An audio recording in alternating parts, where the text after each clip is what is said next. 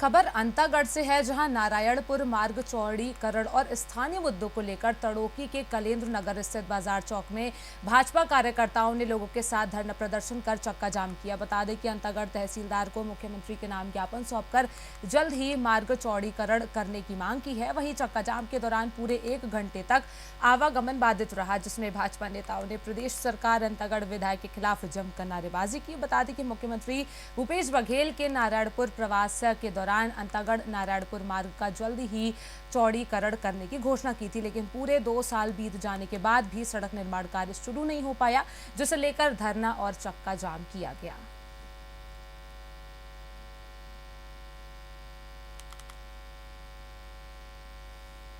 छत्तीसगढ़ में विधानसभा का ये चुनावी साल है। ऐसे में कोई भी जो राजनीतिक पार्टी है वो अपने सरकार को घेरने के लिए कोई भी कसर छोड़ना नहीं चाहती। इस वक्त देख सकते हैं स्टेट हाईवे 05 पर, जहां पर भारतीय जनता पार्टी द्वारा चक्का जाम किया गया है। हमारे साथ एक साथ मौजूद है केदार कश्यप जी, हम उनसे जानते हैं आज का जो चक्का जाम है। देखिए, छत्तीसगढ़ के मुख्यमंत्री भूपेश बघेल ने यहाँ के स्थानीय विधायक अनूप नाग और नारायणपुर के स्थानीय विधायक चंदन कश्यप के उपस्थिति में एक घोषणा की थी कि अंतागढ़ से नारायणपुर तक की जो सड़क है उस सड़क का हम निर्माण कराएंगे, चौड़ीकरण करेंगे। लेकिन मुझे लगता है कि भूपेश बघेल जी जो लिखा हुआ सामने आया उसको पढ़ करके वो भूल गए, गजनी हो गए, स्मृति लोप हो गया है। और हमारे यहाँ पर जो अंतागढ़ के लोग हैं, नारायणपुर के लोग हैं, वो यहाँ पर गड्ढों में चलने के लिए विवश हो गए हैं। लेकिन ये सरकार जागने वाली नहीं है। इनकी आस्था निष्ठा केवल और केवल गांधी परिवार के लिए है।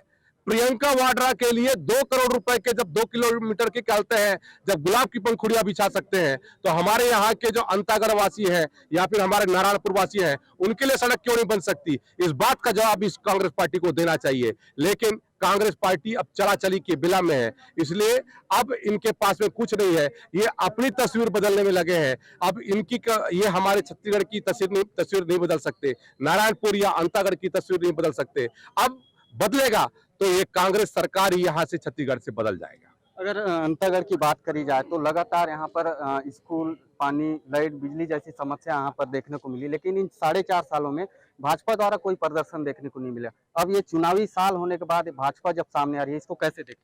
देखिए, लगातार चाहे वो हमारा कोरोना काल हो, उस समय भी हम लोगों ने जिस तरीके से प्रदर्शन किया, और उसके अलावा भी हमारे शायद सभी जिला मुख्यालय में, मंडल स्तर पर हमारे कार्यकर्ताओं ने बढ़ चढ़ करके विभिन्न मुद्दों को लेकर के हम लोगों ने धरना प्रदर्शन किया, सरकार को जगाया। चाहे चावल का मामला हो, चाहे प्रधानमंत्री आवास का मामला हो, चाहे सड़क का मामला हो, बिजली बिल हाफ का मामला हो, बेरोजगारी भत्ता का मामला हो, लगातार इन मामलों में सरकार को घेरने का काम किया, उससे जवाब मांगने का काम किया।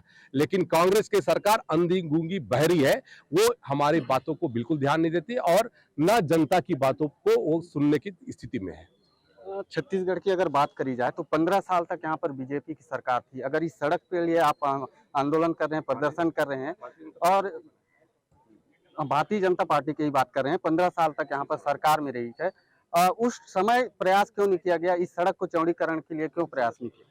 ये सड़क उसी समय का जो निर्माण कार्य हुआ था और उसके बाद चूंकि हमारे जितने भी काम यहाँ हुए हैं, आज आप देख रहे हैं अंतागढ़ तक ट्रेन में भारतीय जनता पार्टी की अभी हमारे मोदी जी के बनने के बाद ट्रेन शुरू है। 13 अगस्त 2022 को ट्रेन आ गई, अभी 7 अगस्त को भी दूसरी ट्रेन शुरू हुई। तो भारतीय जनता पार्टी के शासन काल में यहाँ तो ट्रेन भी पहुंच रही है। लेकिन ये तो सड़क का काम चूंकि 2 साल पहले मुख्यमंत्री घोषणा करते, मुख्यमंत्री घोषणा पर अमल तो होना चाहिए, मुख्यमंत्री घोषणा पर अमल नहीं होना और यहाँ के एक कैबिनेट मंत्री आकर के भूमि पूजन करके जाते हैं करोड़ों रुपए का काम का, उस पर कोई अभी तक बजट में प्रावधान नहीं है।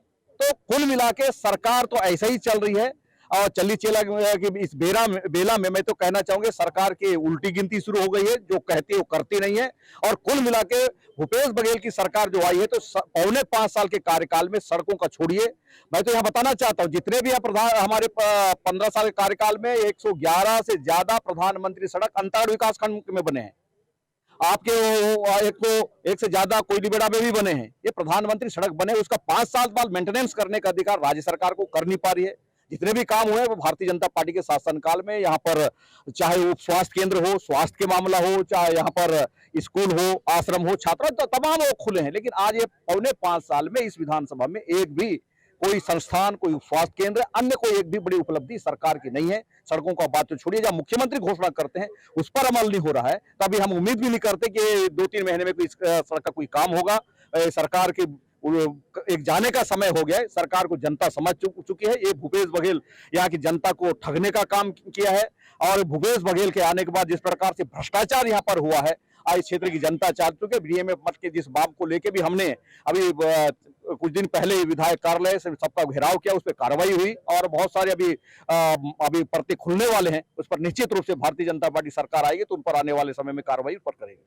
तो निश्चित ही आप देख सकते हैं कि किस तरह से चुनावी साल होने के बाद जो बीजेपी है जो सड़कों पर उतरकर जो आम लोग हैं यहाँ पे जनता के साथ यहाँ पर सड़कों पर उतरकर जिस तरह से प्रदर्शन कर रहे हैं, आने वाले जो चुनाव है इसमें इसका कितना असर होता है देखने वाली बात होगी। इस वक्त मैं कैमरा पर्सन के साथ नितेश देवांगन, साधना न्यूज़, अंतागढ़, कांकेर, छत्तीसगढ़ में।